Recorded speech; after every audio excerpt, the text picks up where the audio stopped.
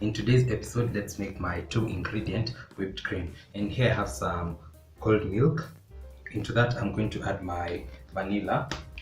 I'm going to add this in here. And for the measurement, you need equal amounts of powdered whipped cream and your milk.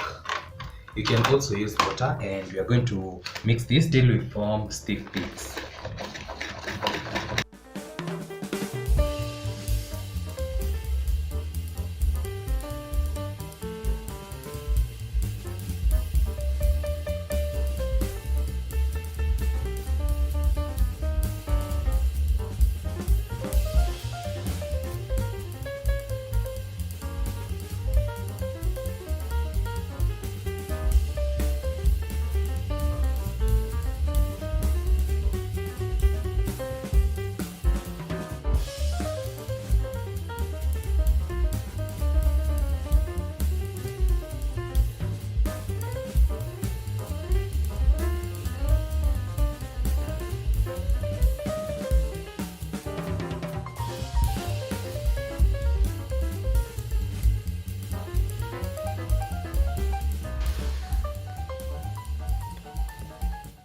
And as you've seen, it was that easy, and now this is ready to roast a cake.